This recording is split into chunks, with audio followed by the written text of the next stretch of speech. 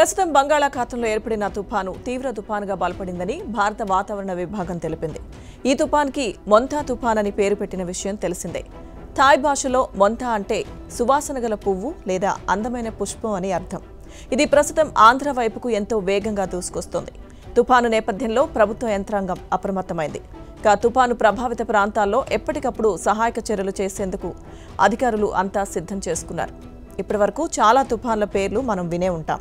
లైలా, తిత్లీ, ఫణి, అంఫాన్, నిసర్గ, తౌక్టే, వ్యాస్, గులాబ్, అసానీ, సిట్రాంగ్, మోచా లాంటి పేర్లు పెట్టారు. అయితే ఇండియాలో వచ్చిన తుఫాన్లకు ఇలా వెరైటీ పేరు ఎలా పెడతారు? వాటి పేర్లను ఎవరు ఎలా డిసైడ్ చేస్తారు? దీని వెనుక ఆసక్తికరమైన విషయాలున్నాయి.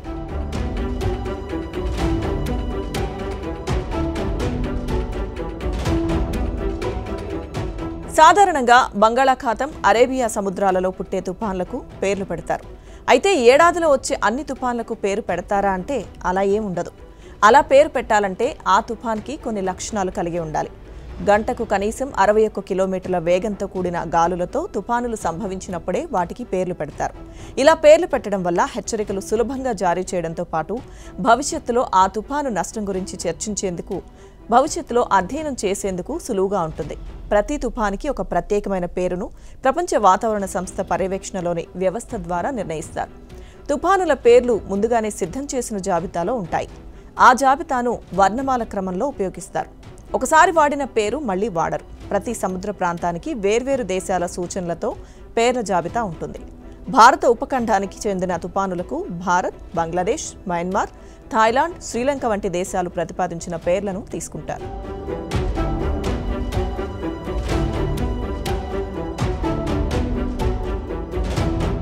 తుఫాన్లకు పేర్లు పెట్టే సంప్రదాయాన్ని 2000 సంవత్సరంలో United Nations Economic and Social Commission for Asia and Pacific ఇంకా వరల్డ్ మెటలాజికల్ ఆర్గనైజేషన్ సంయుక్తంగా ప్రారంభించాయి. ఈ గ్రూప్లో ఇండియా, బంగ్లాదేశ్, మాల్దీవులు, Myanmar, Oman, Pakistan, Sri Lanka, Thailand దేశాలున్నాయి. ఒక్కో దేశం 13 పేర్లతో ఒక జాబితాను సిద్ధం చేసింది.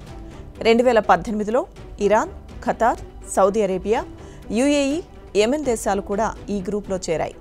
ఈ దేశాల సభ్యులతో ఏర్పాటైన ప్యానెల్ తుఫాన్ల పేర్లను నిర్ణయిస్తుంది. ప్యానెల్ సభ్యులు ప్రతిపాదించిన పేర్లను ఆయా దేశాల అక్షర క్రమంలో ఉంచుతారు. ఈ దేశాల జాబితాలో మొదటి పేరు బంగ్లాదేశ్ది కాగా భారత్ పేరు రెండవ పేరు. ఆ తర్వాత ఇరాన్, మాల్దీవులు, ఒమన్, పాకిస్తాన్ ఇలా కొనసాగుతాయి. భారత్ ప్రాతినిధ్యం వహించే ప్రాంతాల్లో తుఫాన్లకు సామాన్య ప్రజలు పేరు సూచించవచ్చు. ఈ పేర్లు అందరికీ అర్థమయ్యే విధంగా ఉండాలి. ఎవరి మనోభావాలు గాయపడని విధంగా చిన్నగా ఉండేలా జాగ్రత్త వహించాలి.